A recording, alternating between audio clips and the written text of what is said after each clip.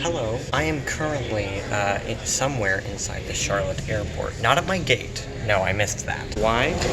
It doesn't matter, and they don't really care.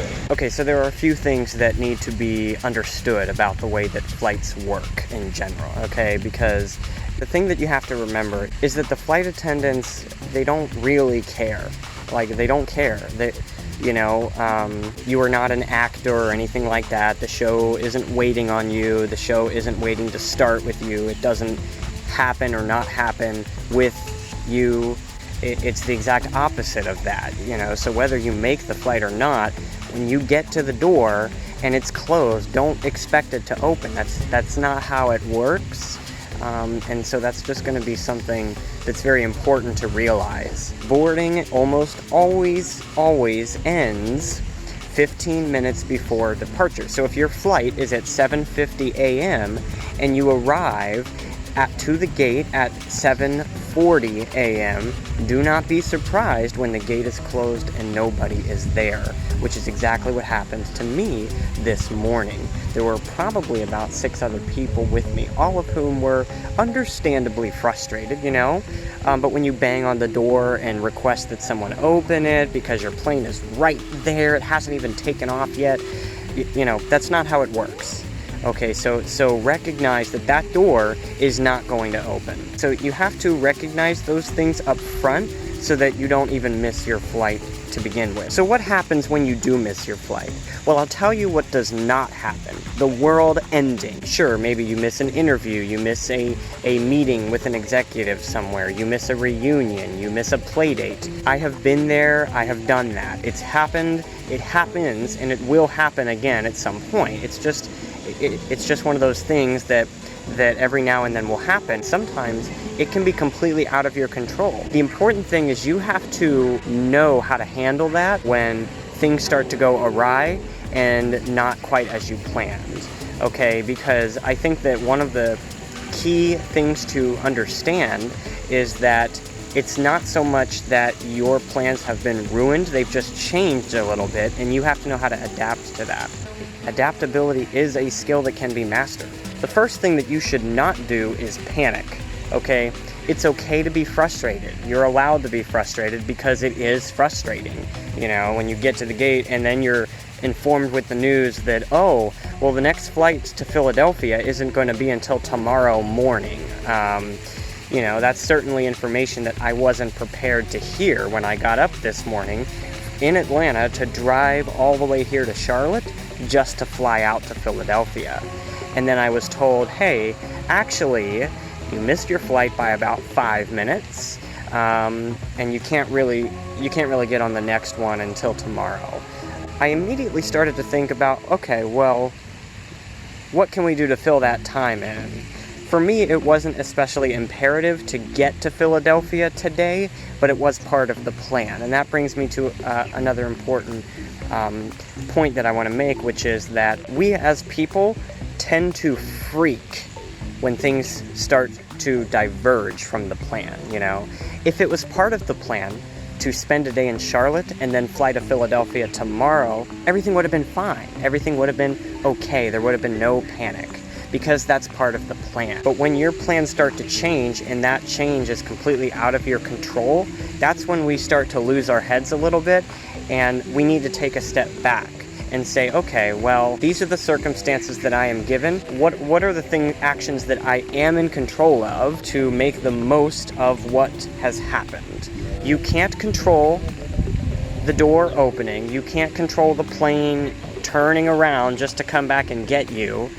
You can't control the fact that there isn't another flight out that day. There actually was another flight out today if I were to go with another airline, but that would have cost me $600. No thank you. I'll just sleep in the airport parking lot and catch the flight the next morning. No biggie. Today, I'm spending some time exploring more of Charlotte. It's a big city, and the last time I was here, I didn't get to do much besides have breakfast. These types of adrift adventures, if you will, or adventures that maybe don't have a target destination in mind, or they don't have a plan surrounding them, they're things that we as a society tend to avoid. The best way to to become more prepared in these types of impromptu situations where you have to start thinking on your feet to deal with what's handed to you is to put yourself in them more often. Missing a flight is a great opportunity to build some of that skill. What are some concrete actions that you can take when you miss a flight? Well, there's a few.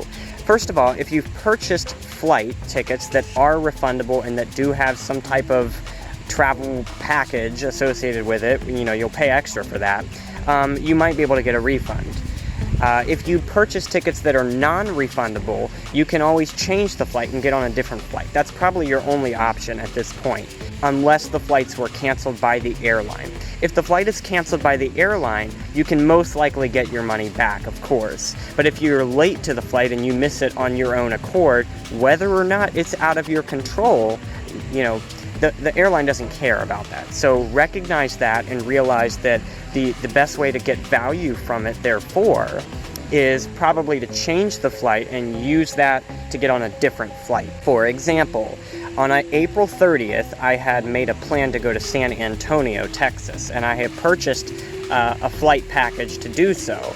However, something came up last minute and I wasn't able to go. I canceled the flight and took the money to use it for a different flight. You have to buy kind of a refundable ticket option for that, which costs a little bit extra, but it does save your ass in this kind of situation when you know you're going to miss a flight or you're not going to make a flight or something along those lines, and you want to make sure that you don't lose your money, right? This situation's a little bit different though. Because I simply missed the flight and I was deemed a no-show, I can show up and request to catch the next flight, which almost always works out. I've been able to do that with every flight that I've missed in the past. In the last 3 years alone, I have probably been on about 50 flights, and out of those 50, I have only missed about 3, this being my third one. In the last 2, it was very easy for me to just get on the next flight. They were able to kind of just move me over to that list. Airlines are typically pretty gratuitous about that sort of thing, especially if you are a loyal customer to them and you've got points and that sort of thing. Frontier only flies to Philadelphia from Charlotte once per day, and it happened to be at 7:50 a.m. That's the reason that I can't fly there until tomorrow, because that's the next flight. Either way, that's a surefire way that you're not losing the money. So if you can afford to get to your destination a day later, take that option. You don't have to pay for a hotel that night. You can sleep in the airport parking lot or in the airport itself, which is what I'm going to be doing later tonight. This way, you can take some time to explore the city that you're in, maybe a little bit, or if you're in your home city, take this opportunity to get some more errands done, do some reflecting, go visit a new park or a new museum, or do something useful with your time, because time is something that we don't get back. We live in such a digital age that if one thing doesn't work out, something else will. It is impossible for you to anticipate how one thing would have gone because it didn't happen. It is therefore a waste of time to reflect on the what if. What if I had made the meeting? I would have got the job. Well, you don't know that. For all you know, the interview could have gone horrible. The meeting could have been distasteful.